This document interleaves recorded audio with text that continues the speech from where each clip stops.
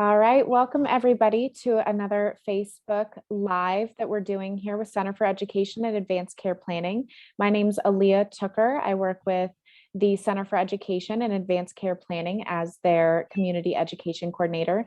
We have a familiar face with us today. This is Holly Farmer, and she is the bereavement director at Center for Hospice Care. So we are so lucky to have her come in to talk about a really timely topic right now, which is bereavement during the holidays, traditions, family, all the fun stuff that we don't usually get to navigate gracefully. So we're going to be on here and talk about some tips, tricks, just have a little conversation about that and hopefully help some of you guys with that transition. So Holly, welcome. How are you doing?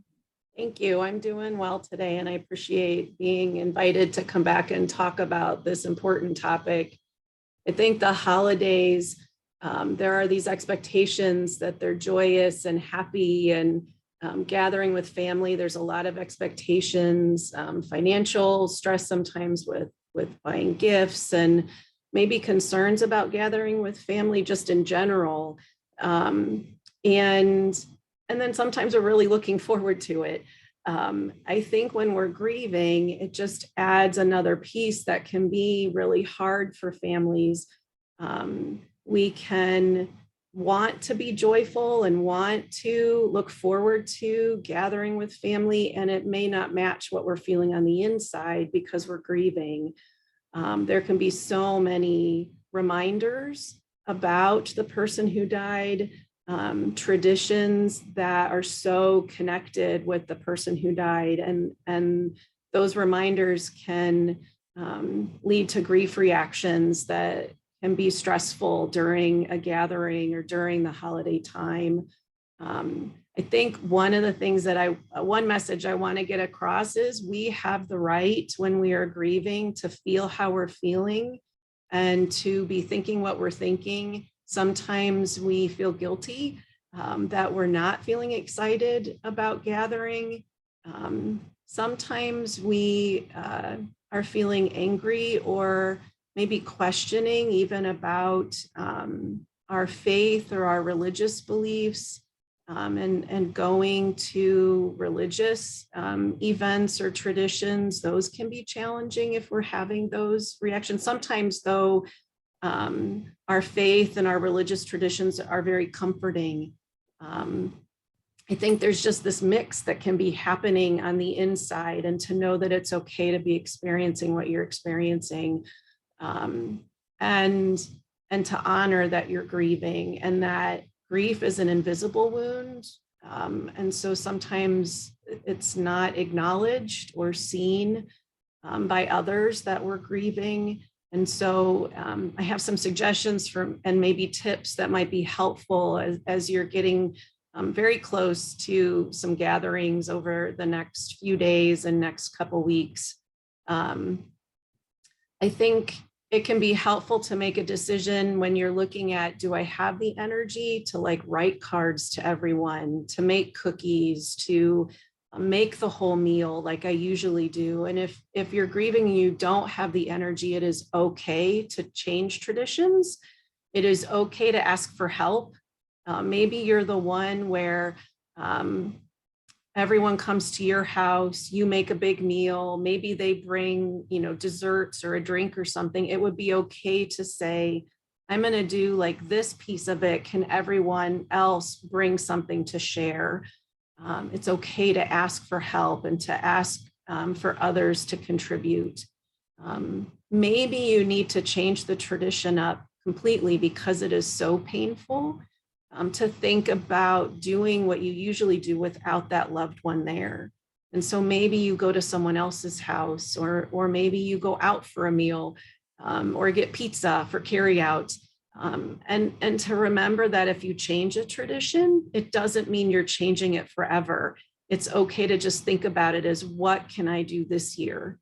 I think also communicating with family. I worked with a family years ago, with a man who the family was very connected, had really clear traditions that they did every year around the holidays, and his wife had died, and he just wasn't able to think about having the family over on Christmas Day like usual. So he talked with his family. They got together Christmas Eve, and then he flew to see family, a sibling who he hadn't seen in a long time. So he modified their traditions, still saw the family, but then also changed it up to what he needed to do. And there was some resistance from his adult kids because it was a change, and they adjusted. It was what he needed to do, and it went well for them. I think it can also be helpful to have like a plan A and a plan B, because grief can impact us unexpectedly. We might wake up and be having a hard day and may decide not to go to a gathering, or we may decide to go but leave early. So I think having a plan A and then knowing that it's okay to change to plan B if you're feeling differently. And maybe plan A is I'm going to stay at home and not get out of bed and like eat all my comfort foods and binge watch like a TV show. And you may wake up that day and decide, you know what, I'm feeling okay. I am going to go. So I think be kind to yourself, be compassionate with yourself, and know that it's okay to change things up, and that doesn't mean it'll be forever, just, this year. It really sounds like you're honoring your own emotions in a way. And I think that that's something that's really hard to navigate when you feel obligated to do things, or you feel that other people's feelings will be impacted by your own. And so that's very important to keep in mind. And I think that that's a great tip for anyone out there, that it's okay to have bad days, bad mornings, bad evenings, where you just say, I have to do what I can do for myself at that moment. I think too, right, that sense of obligation or expectation that we want to fill, and we may feel like, but I don't feel like I can.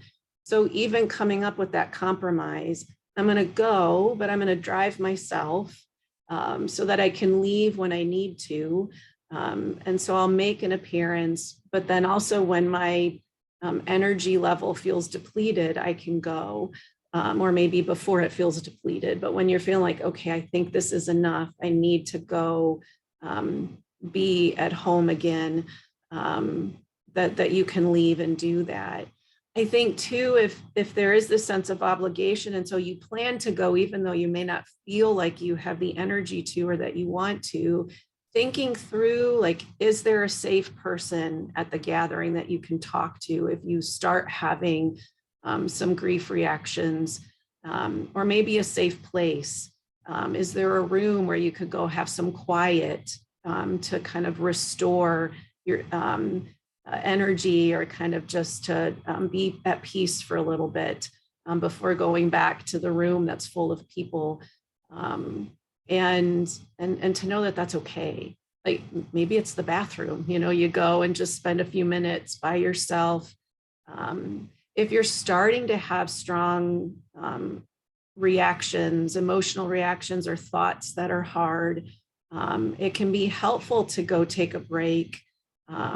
Maybe washing your hands, having a glass of water, being mindful of kind of that moment, what your how the water feels in your mouth, how the water feels on your hands when you're washing it. Sometimes that can be enough of a shift to give you a break from those intense reactions, and know that it's okay to have them. It might feel uncomfortable, but when we're grieving someone important to us, we can have those reactions, and that's okay. And it's okay to then take care of yourself.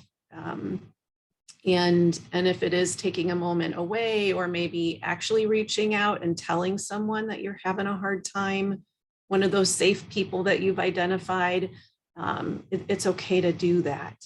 I think that that's a great piece as well, is that you're not solely by yourself. You have people who know the situation that you maybe have just gone through, or some of the transitions that could be happening in your life. And even if it's not the specific safe person that knows everything, people, I think, are a lot more kind and aware, especially around the holidays, than we ourselves are going to be with ourselves.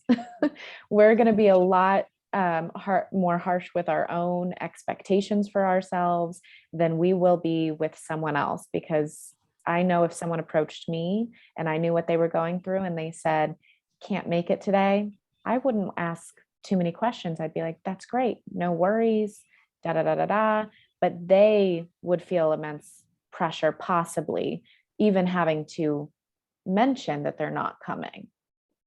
I think too, it can be helpful to honor and remember. Sometimes our family are scared to bring it up, or to mention someone's name who has died. And if we want that to be a part of the day, it can be helpful to kind of do something that's active. So some families will leave a chair open. They'll set a table setting for the person who's gone.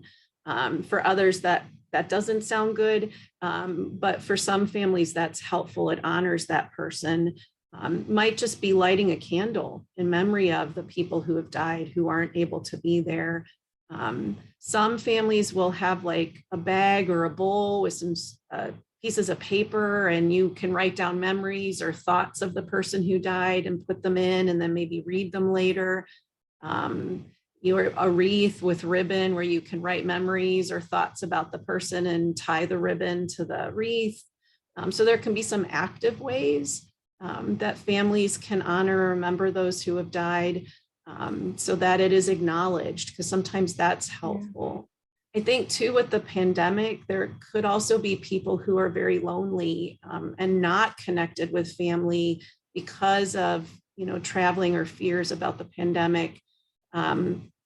And so there might need to be creative ways to get connected through technology, or maybe you decide to do some volunteer work on those days where you think it's going to be hard, so that you kind of are focused on others.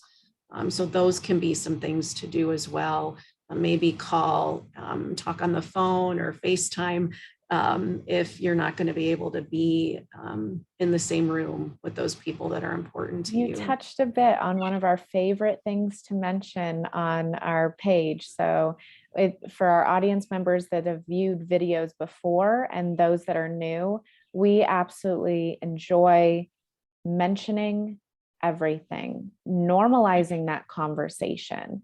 Often people may realize that having that conversation can alleviate some of the stress of the conversation and the stigma around the conversation, whether that conversation be about bereavement, loss of a loved one, or with their advanced care directives and planning for their own future. And I think as we're navigating the holidays, it's a great time with family around to have some of those open dialogue conversations and really navigate away from that stigma that is so centered around end of life in general. And when families are grieving, they're not always in the same place when they're grieving. So to open that communication and then being open to where people are at, where one of the family members might be angry, other ones might be really sad, other ones might be doing okay and kind of like, I'm managing all right and I'm adjusting, and to know that all of that is okay, and to have that conversation. And if someone is brave enough to say, I really want to talk about remembering dad or grandma, or my brother who died, and to talk about that, and to see where everyone's at, it opens the door and can provide support to others, and to know that it's okay if people are at different places in their grief.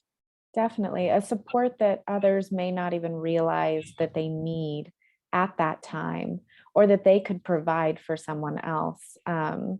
So keep in mind, if you're in a situation with your loved one, for any of our audience members that are viewing this at any time of the year, with any type of big event that comes around with grief, that you're able to express that and have that moment, and you can support others by just listening, even if you're not able to engage in the conversation yourself yet, which I think is just so powerful. And I know for all of us, with holidays around and lots of expectations of cheer and brightness, that some of these conversations really can offer a little bit of that in a very sentimental way.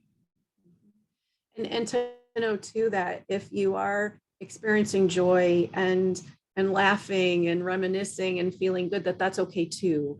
That sometimes we think when we're grieving, we shouldn't be experiencing that. And it's okay to also be happy and experience that joy.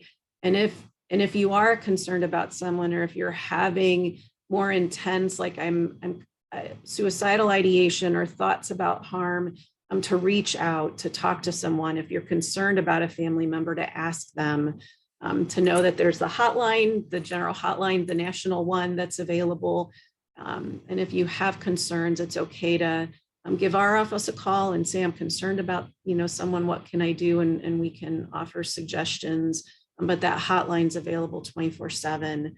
So on either end of that, kind of, I'm feeling happy and doing well, or I'm having a really hard time, or you're concerned about someone who you think is having a hard time, know that asking and having that conversation about how that person is doing is really helpful. It opens the door, and that's a good thing to do. It's the opportunity to be transformative, for someone else or for yourself. And for our audience members that are watching, we will have all of those linked below. The Bereavement Center, if you're local to Center for Education and Advanced Care Planning here in Mishawaka, they have bereavement that is open to the public. It is housed with Center for Hospice Care, and then the hotline that's available 24/7 as well. Both of those will be linked with any additional resources that we can provide as well for grief around the holidays, and some great opportunities to watch some films that really focus around grief, and touch on some of the heartwarming aspects that can come from that as well. And we all love Love Actually around this time. So any last bit of, tips, tidbits for our audience members to leave with about grief around the holidays before we close out for the year? I guess I just want to reinforce that message that no matter where you're at, it's okay. And to reach out if you're struggling, to have that plan A and plan B. And I think most important, to be compassionate to yourself. Offer yourself the same compassion that you would offer to your best friend, to your family, and know that you deserve that too. So be kind to yourself, and then, if you have questions, just reach out and we'll help. Definitely. And, with that wonderful ending, we highly encourage anyone watching this to like and share so that others have access to the information that we're going to provide here and on the post directly. We also highly suggest sharing a little bit of yourself in the comments below if you have a wonderful story about holiday and grief and something that you went through that could help others, or even just help yourself to process. Feel free to comment below. We stay up to date on all of the comments and things happening below, so that if we need to reach out to Holly and have her wisdom on any of those questions below, please definitely feel free to leave them. Thank you, Holly, so much. We really appreciate you closing out the year with such a topic that is always timely, always appropriate to have, and always needed. You're welcome. Thank you for having me. Thanks so much, everybody, for tuning in. Take care.